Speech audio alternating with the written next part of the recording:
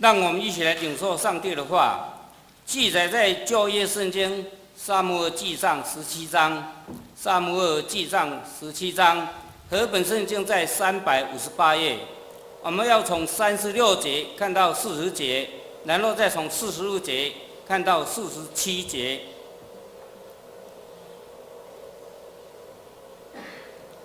尼泊人曾打死狮子和熊，自未受割礼的非利士人向永生神的军队骂阵，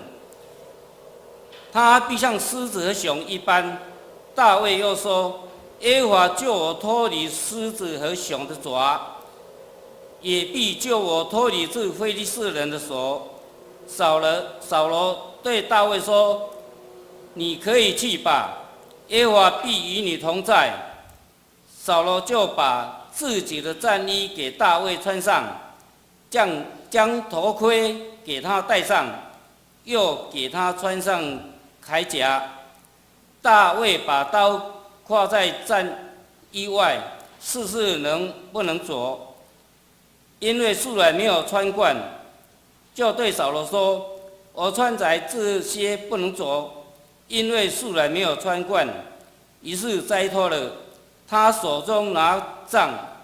又在溪中挑选了5块光滑石子，放在袋里，就是牧人带的狼，手中拿着甩死的机弦，就去迎那非利士人。第45节，大卫对非利士人说：“你来攻击我是靠着刀枪和铜戟。我来攻击你是靠着万军之耶和华的名，就是你所怒骂带领以色列军队的神。今日耶和华必将你交在我手里，我必杀你，斩你的头，又将非利士军兵的尸首给空中的飞鸟、地上的野兽吃，使普天下的人都知道以色列中有神。又使这众人知道，耶和华使人得胜，不是用刀用枪，因为征战的胜败全在乎耶和华，他必将你们交在我们手里。”以上，我们请本堂许牧师来讲道，题目是反败为胜的第3讲，小牧童打倒大巨人。小牧童打倒大巨人。我们同心来祷告。天父上帝，我们感谢你，谢谢你再一次召聚我们在圣殿当中，我们敬拜赞美你。此时我们要聆听你的话语，求你的圣灵与我们同在，让我们来明白主你所要教导我们的事。愿主你亲自看顾。祷告奉靠主耶稣基督的名，阿们。各位弟兄姐妹，大家平安。今年我们总共有排定了5次的福音主日。今天我们所要讲的是反败为胜第3讲，小牧童打倒大巨人。刚刚的经文我们原本应该读从31节到51节，但因为比较长，所以我们截录了当中的2段。但我们要在反败为胜之前呢，我们首先要再一次的来看顾我们自己。当我们面对困境的时候，我们应该所要有的是一个新的眼光，从你内心而来的一个眼光。因为面对失败或挫折，关键不是说不要让它发生，而是在你的心中要如何去想，我要如何使这个困境成为我反败为胜的一个关键，如何使我来面对这样的一个困难。失败与挫折会使我们人灰心、丧志、消沉，甚至有的人因此而走不出来而自杀。但是他这个却可以成为一个前车之鉴的一个经验。这个困境是可以让我们成为一个得胜的一个转捩点，可以让我们成为一个成功的一个踏脚石。如此，我们再看看现在的社会，在最近这1-2个礼拜，12年国教的这一件事情，我们知道有许许多多的学生与家庭，他们正面对这样的一个困境，20万、30万的人，他们就很苦恼，将来他们的未来要怎么办？被于这样的一个学习的一个过程当中所卡住了，他们不知道他们将来要如何来走下一步，被一些学校、名校所限制，这样的一个迷思当中。因此，在今年当中，我们要用5次的福音主日的信息当中，我们用5个人物来传讲反败为胜的福音。所以我们可以看，从1月份，我们从约瑟的身上，我们去看到3月份，我们从摩西；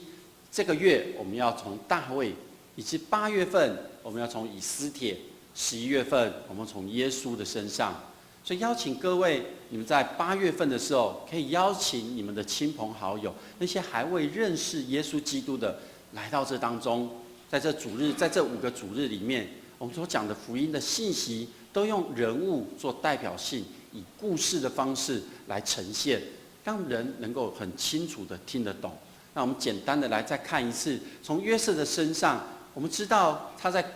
监牢里面，他面对那样的一个困境。他在监牢之前，其实他就面对了许多的诱惑，然而他紧紧的依靠着神。所以只要你愿意敬畏神，学习跟约瑟一样敬畏神，跟随着神，遵行上帝的教导，那么你也可以像约瑟一样，虽然还面对困境，但是他因为紧紧的抓住神，他的生命开始改变，反败为胜，而成了以色列人最大的一个祝福。在3月份摩西的身上，我们看到摩西带领着以色列百姓出埃及，进入旷野，在当中遇到了许许多多的事情，百姓的不顺服，百姓的疑惑，百姓为了吃喝的问题让摩西生气，以及在管理上的许多问题。但是摩西他依然倚靠神，遵行神的诫命与律例典章，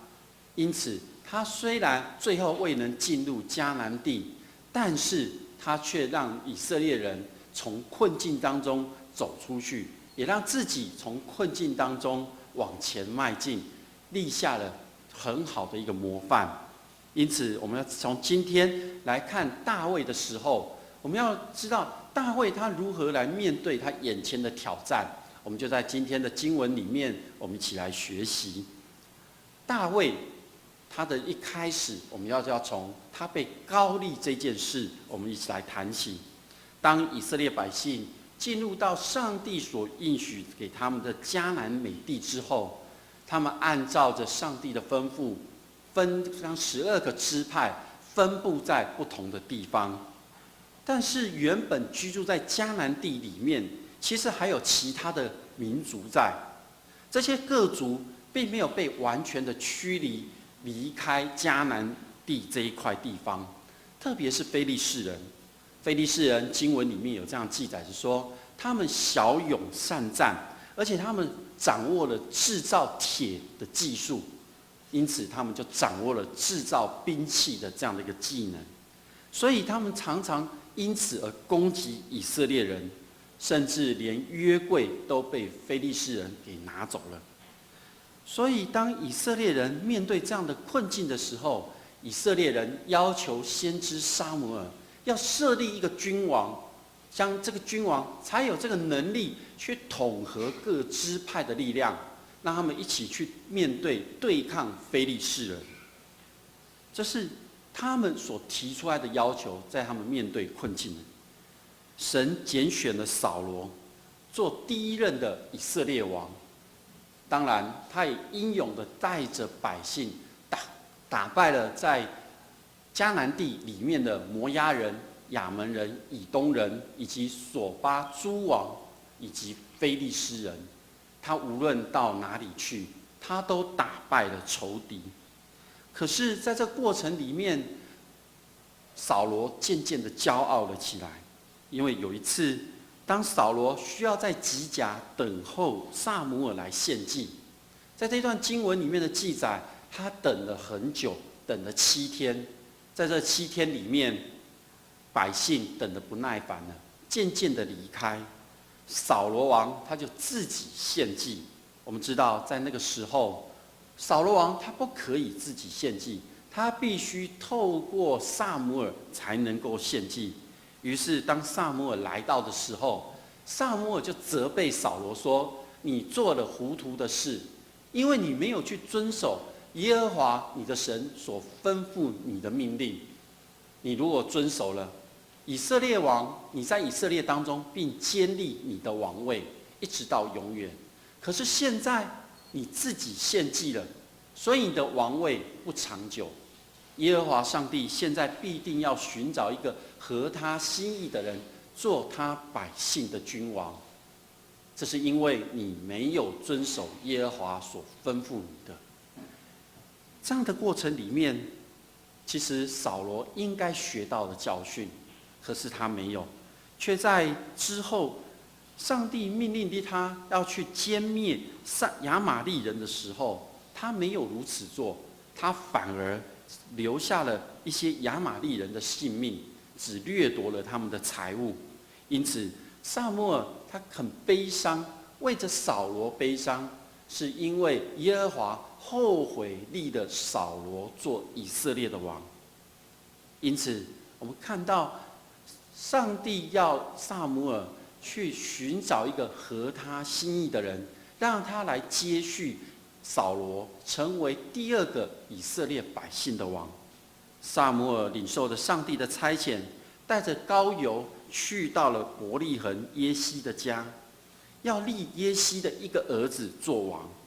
当撒母耳到耶西家的时候，他叫耶西把他的儿子都带出来。当他看到耶西的第一个大儿子，他想应该就是他了，因为耶西的大儿子以利亚是看着他的时候，他的身材高大魁梧，看起来就像是一个做君王的外貌。但是神说不是他，特别告诉撒母耳说，人是看外表的，神是看内心的。于是就这样一个儿子一个儿子从撒母耳的眼前经过，神都说不，这不是他所拣选的。所以撒母耳就问：“你还有儿子在吗？”耶西说：“还有一个小的，他在牧羊。”因此就叫他回来。这个人就是大卫。当大卫一出现在撒母耳的面前时，上帝告诉撒母耳：“就是他了，你起来膏立他。”所以当大卫被神拣选受膏立的时候，经文这样记载：他面色红光，双目清秀，容貌俊美。用现在的话来讲，就是一个美男子。用我们的戏剧里面来讲，他就是一个非常帅的一个男主角。所以当大卫受膏立时，他的年纪还非常小，他只是一个少年人，一个牧羊的。但是当他受膏立之后，神的灵就常常感动大卫，因为当神的灵在感动大卫的时候，就常常与他同在。特别是在撒母耳记上16章里面有记载着，在那个时候，神的灵离开了扫罗王，常常有邪灵恶魔来搅扰着扫罗王。所以这个时候有人介绍大卫来为扫罗王弹琴。那个人这样形容这样的一个介绍词，介绍大卫说，他是一个大有勇敢的战士，说话和宜，容貌俊美，耶和华也与他同在。重点是耶和华也与他同在，所以大卫就侍立在扫罗王面前，为他拿兵器。当有邪灵恶魔来搅扰的时候，大卫弹琴，这个恶魔就离开，扫罗的心情就舒畅。我想这个就是他受膏立之后，上帝的灵常常与他同在。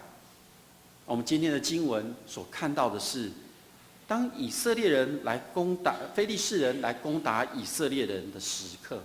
以色列的军队非常的惊惧害怕。他们为什么害怕呢？在当时的部队打仗，两方的军队通通排列阵势，面对面。在那个时候，非利士人所派出来的战士是歌利亚。歌利亚经文的记载形容他高有3公尺，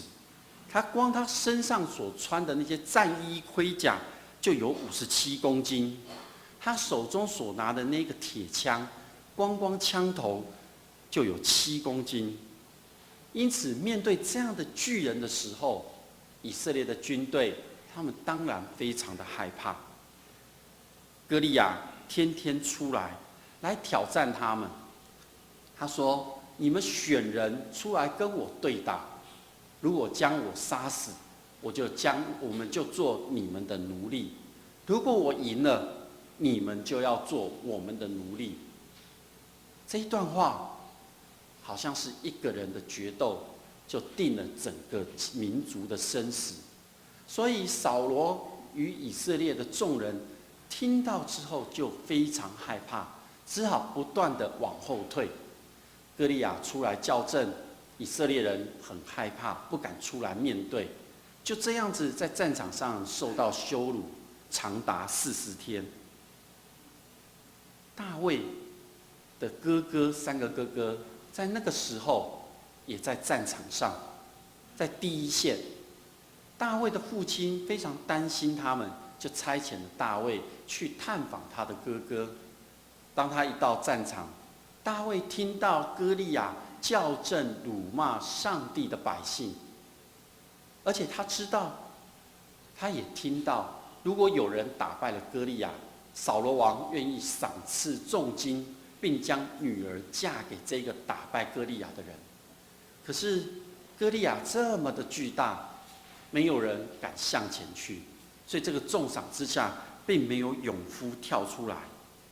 这个时刻，大卫与哥哥见面了。他们知道大卫在关切这个战场的情况，就责备他：“你还是一个小孩子，你跑来这边做什么？你把你的羊群顾好就好了，不要来这边凑热闹。”不过，当扫罗王听见大卫在到处问状况的时，他就把他叫过来。大卫面对着扫罗王，他说：“人都不因非利士人胆怯，你的仆人要去与那非利士人战斗。”扫罗王跟他说：“你不能去，因为你年纪太轻。”对方他从小就当做一个战士在训练。可是大卫回答他说：“我在旷野里面牧羊，有时候会有狮子与熊来叼走这些羊。我曾经把这些羊给打死，把这些羊救回来，把狮子跟熊都打死了。”大卫说：“这位受割礼的非利士人，向永生上帝的军队来校正辱骂的时候，他就像那狮子和熊一样。所以他说：耶和华救我脱离熊和狮子的爪，也必救我脱离这非利士人的手。”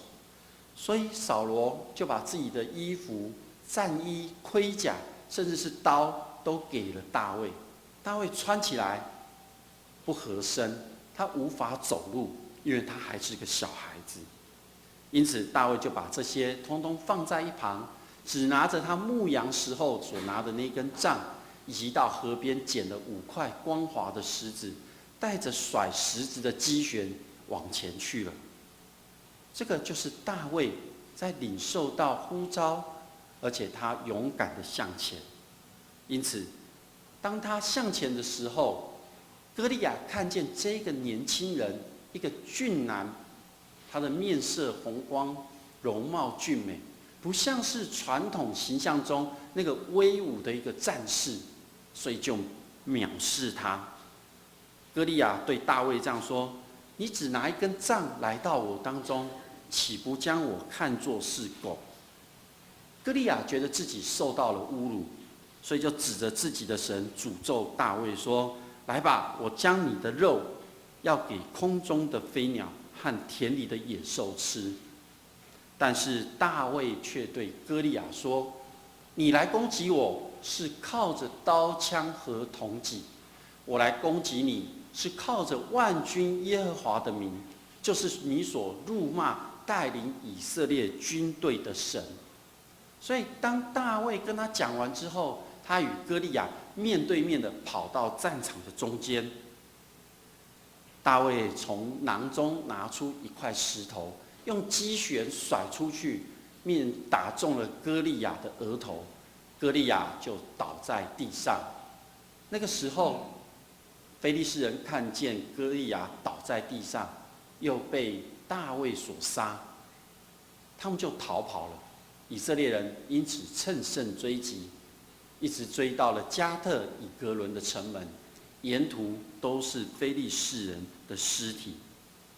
大卫为何可以如此，在这个整个事件当中，他有这个勇气去面对以色列整个民族的困境呢？我们可以看，那是因为他有反败为胜这样的几个关键。第一个是他得神的膏抹，大卫得到上帝的拣选与膏抹，他是合神心意的。在撒母耳拣选还未看见他的时候，他已经清楚的知道要来接立扫罗王的这个人是合神心意的人，所以当他被膏抹之后，他就有上帝的同在。第二个是大卫预备多时，在上帝在预备大卫时，在他牧羊的生活里面，他面对着狮子与熊的攻击，他为了保护羊群，他就开始练技了一些技能来保护他的羊群，因此他就杀掉了那些熊和狮子。这是他操练多时的一个技能，因此他就成为他在上战场面对歌利亚时候他的一个武器。第三个是，他是一个勇敢的战士。当扫罗王心神不宁时，有人介绍大卫去给扫罗王时，就这样说：他是一个大有勇敢的战士，他说话合宜。所以当他还未上战场之前，就已经展现出他是一个智勇双全的一个战士。更重要的是神的同在。当大卫被膏立之后，神的灵就常常感动他，与他同在。特别是在他为扫罗拿兵器弹琴时，当他一弹琴，神与他同在，恶魔就逃离。当他受膏立之后，神的灵就与他同在。再来是，他很勇敢的来迎接这样的一个困境，面对歌利亚的挑战。当扫罗与以色列的军队都非常害怕逃走的时候，大卫说：你的仆人我要去与那非利士人战斗。扫罗劝他不要去，他还是要去，代表着他勇敢的面对这样的一个困境，他要去挑战他。更重要的是，他有全然的信心的信靠，他全心的信靠着上帝必然与他同在，来拯救他。他相信上帝要拯救他以及他所带领的这个扫罗王所带领的以色列的军队脱离非利士人的手。因此当他对歌利亚宣战的时候，他说：我来攻击你是靠着万军之耶和华的名，今日耶和华必将你交在我的手里，我必杀你，斩你的头。这是大卫全心信靠上帝。大卫也不靠刀枪。当扫罗将自己的战衣盔甲通通给大卫穿的时候，大卫却脱了，因为他说他清楚的知道耶和华是使人得胜的，不靠刀不用枪，因为征战的胜败全在乎耶和华。而且大卫也慎选方法，他没有选择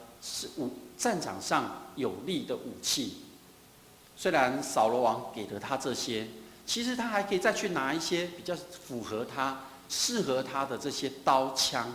可是他没有，他只拿着他一直在牧羊用的这根杖和甩石的机旋，捡了5块光滑的小石头，用他自己所擅长的工具和方法来面对目前的困境。更重要的是，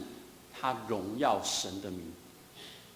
大卫勇敢的上战场，是因为他无法忍受神的名、神的军队受到屈辱。大卫迎战大巨人歌利亚，是因为他要使众人知道耶和华使人得胜。得胜的关键不在于自己，乃是在于耶和华。他一心想要荣耀神，如同在诗篇当中他所写的诗歌：神的众子啊，你们要将荣耀能力归于耶和华，献给耶和华。因此，大卫在这一件事件当中，他能够反败为胜的几个关键，是因为从他被神所拣选高立，以及他预备了自己在过去这一段时间他的学习，他勇敢的来当一个战士，他有神的同在，他勇敢的去面对这样的困境，他全心信靠上帝必拯救，以及他靠着上帝，不是靠着刀枪，他选择了他自己最熟悉的方法来面对这样的一个挑战。更重要的是，他无法忍受上帝的名被屈辱、被羞辱，所以他所做的是为了荣耀上帝的名。当大卫杀死了歌利亚之后，以色列人很高兴，因为这是一个很大的胜利，所以就有妇女唱歌说：“扫罗杀死千千，大卫杀死万万。”各位弟兄姐妹，大卫杀死万万，看起来只是在战场上人的这样得胜。那么牧师在这边要问各位，是否有些事情阻碍了你跟上帝之间的关系，是你必须要去排除的？你是否能够排除这些事情，隔绝了你跟上帝之间的一个关系？在我们礼拜前所读的那一段经文当中，有说我们常常无法与神亲近的一个关键，在于我们的心被油所蒙蔽了，以至于我们看都看不见，听都听不到。那么，是否有那样的一些东西隔绝了，让你没有勇气去面对上帝，去倚靠上帝，去面对这样的一个困境呢？大卫可以成为反败为胜的英雄，你也可以，只要你愿意接受圣灵的拣选，也就是你再一次回到上帝的面前，让上帝来带领着你，操练预备你自己，无论你在大小事上，你都能够勇敢的做一个战士来面对，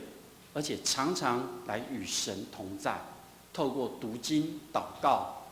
来勇敢的面对那些问题，回到上帝的话语当中去寻求信靠神。然而不靠刀枪，就是不靠人所拥有的知识才能，而是倚靠着上帝，慎选适合自己的方法。当你面对困境的时候，一定在你的过去的经验当中有一个方法是你可以来使用的。如果没有，那么你知道上帝必会赏赐给你这样的一个能力。大卫反败为胜的重要关键是在于他让神掌权在他的生命当中。因此，如果你要成为一个荣耀神、能够反败为胜的一个人生，很重要的关键是让神引导、带领着你的一生。因为我们人都是有罪，我们都软弱不足，我们时常都会因着外在的环境、自己个人的因素，与神有隔绝、隔离。那么，我们是一个有限的人。我们要再一次回到信仰当中去思想，当耶稣基督在十字架上为我们所流出宝血，所带给我们的盼望的时候，那么你的人生应该成为怎么样的一个人生呢？当你面对困境的时候，不用害怕，因为你可以从现在往你的过去的生命当中去看，你会发觉你有很多的恩典的同在。牧师，我从此时此刻往前回顾我的过去，我会发觉上帝的恩典在我的生命中真的是每一步的带领。唯有完完全全信靠他的时候，你就会更加去看见这个恩典的同在。我小时候是一个非常内向害羞的人，所以我在教室里面呢，通常是老师最好不要发现我，不要叫我起来念课本，不要叫我起来回答问题。我跟同学之间的互动也通常是很少的。但是如今我站在这里，可以跟着大家一起来分享上帝的话语，甚至在许多的场合当中可以侃侃而谈，这都是过去上帝一步一步的带领。所以这样的回想里面，我一直到了高中，其实我都是很害羞内向的。但是上帝透过让我在当兵的时候成为班长，班长需要站在部队面前来喊口令、宣布事项。我记得第一次我背执行带站在部队的面前，当我宣达完事项的时候，我的排长问大家说：“你们听得懂许班长他讲的事情吗？”因此，这是一个操练。经过了当兵这段时间的操练，渐渐的克服了我的困境，就是站在众人的面前。但是上帝可能觉得因此还不够。当我退伍之后，我所从事的行业是以服务业为主。我当过业务，你知道业务需要跟人来交谈。我永远记得我第一次去客户那边，大概那个10分钟之内，我只讲了一句话。那句话就是谢谢你，谢谢你，谢谢你，从头谢到尾。可是我也不知道我在谢什么，也因此，上帝继续操练我，让我在这段时间里面不断的学习，学会分享，学会与人来说话，学会怎么样去知道对方的需求。透过神学院的训练，让我更加明白，原来上帝要我站在这里，要我在教会里面的全职服事。那么，如果我们各位弟兄姐妹，当你遇到困境的时候，请你回想你的过去，上帝带领在你生命当中的点点滴滴的恩典。因此，我们要再一次的恳求大家来想一想，我们是否真正让耶稣做我们生命当中的救主吗？我们是否有真正按着上帝的真理去行在我们的生活里面吗？如果是的，我们邀请你要将这样的一个生命与人分享。这个礼拜有家庭小组，家庭小组里面，你们要邀请你的亲朋好友来参加这个小组，将你过去所领受到的这样的一个生命，特别是像大卫这样一个有勇气可以翻转生命的得胜的人生，与你的亲朋好友来分享。邀请他参加小组，去感受到小组里面弟兄姐妹的爱。所以在今年，我们其实这2年总会一直在推的101备家运动里面，就是要我们再去将这福音传给我们身旁的人。所以邀请各位弟兄姐妹要来传福音。家庭小组是来关心他们，来带领他们，与他们的生命连结在一起。这个礼拜有家庭小组，有2个问题，我们可以一起来分享。第一个是你从大卫打倒歌利亚当中学到什么样的一个榜样？第二个是你现在面对怎么样的一个困难、困境，那么你要如何来打倒它、赢过它？我们一起来祷告。天父上帝，我们满心感谢你，谢谢你的恩典的同在，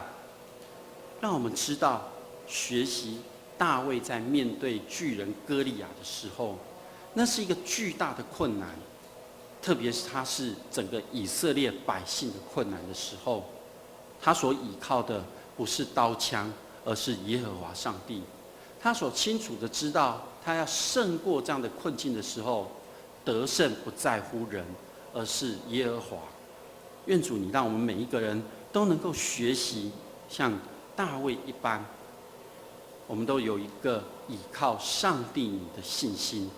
愿主你看顾。此时我们要用主耶稣所教导我们的主祷文，我们起来同声来祷告说：我们在天上的父，愿人都尊你的名为圣，愿你的国降临，愿你的旨意行在地上，如同行在天上。我们日用的饮食，今日赐给我们，免我们的债，如同我们免了人的债，不叫我们遇见试探，救我们脱离凶恶。因为国度、权柄、荣耀，全是你的，直到永远。阿们。